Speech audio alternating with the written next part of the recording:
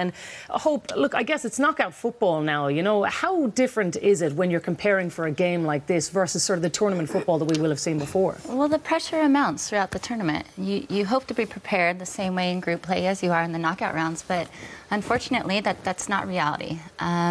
You have to learn and really understand how to manage these nerves because, you know, I always tell my teammates, don't read the newspapers, don't get on social media. You have to live in a bubble and you have to remain focused. In this time and age, this day and age, this era of social media, it's very hard for the players to do. So I expect these two managers will keep the teams very focused and living in the bubble, and I think they can really deal with the pressure that is mounting as the tournament goes on. They have to be in that bubble, Damien, don't they? Because, I mean, I was even thinking about it from a context of what you guys would have been going through in 2002. For a lot of these players here, it's the biggest game they'll ever have faced. It is, but from a personal point of view, I guess I treated every game the same, even when I was playing under 10 football. That was my World Cup final. But yeah, like, there's an edge, there's a pressure to it now. Like, you lose, you're out, and pressure does funny things to people. So usually that's where the big players, that's why they're paid the big money to perform on stages like this, quarter-final, semis-final.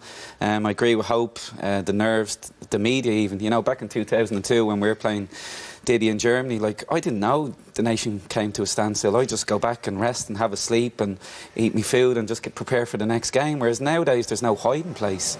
You know, you read everything, you see everything. So I guess we were lucky that me and Diddy are two dinosaurs. Because that does put pressure on you, that whole media side, the snowball. It was interesting even to watch Harry Kane the other day in 2016 in the Euros. He read everything and it affected his performances. This time around in the World Cup, he hasn't read a thing and he's flying. Yeah. What were you like in the bubble, Didi? Were you in it? Yeah, of course I was, yeah. And I think that the further you get your mind away from the task ahead, I think the better, because if you start, and as Damien rightly says, we got the papers, but I think part of the reason we did so well in South Korea and Japan was that we were far away. We got the papers maybe the next day, but there was hardly any social media.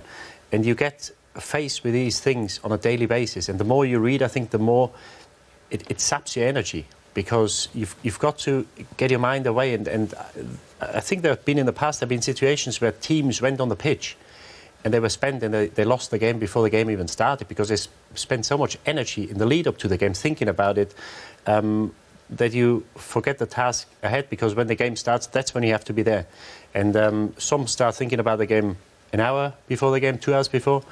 In my case, it was always really when we stood in the tunnel. You know, the warm-up was just a formality for me to get used to the surroundings and everything.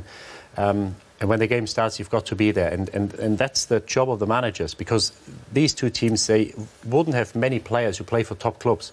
So a quarter-final or a last 16 or even a semi-final, they wouldn't have played or featured in many of these games. So it's down to the managers to really calm them down and tell them, you know, forget about it. You know, we start thinking about it. Obviously, think about the opposition. Don't think too much. And when the game starts, we've got to be there. And Jackie, trust me, speaking, you know, ex-players, we used to read the media because you think somebody's going to write something good about me. You know, feed your ego, whatever. But you're looking for the positive stuff, and you always end up reading the negative stuff, and that drains you as well. And it's hard to shut that out then. It's hard, yeah, and then you overthink that. Oh, why are they saying that? Am I not playing well? Am I not doing this? So you go looking for the positive stuff, but you'll always find the negative stuff. Yeah. And I also think it gets in the way of team dynamics. I mean, when you're reading social media all the time, you're worried about yourself, your individual play. And I truly believe it's ruining the game and the team dynamics of the sport. So get rid of social media, focus on the task at hand, and let's win and continue to make this beautiful game a team sport. All right.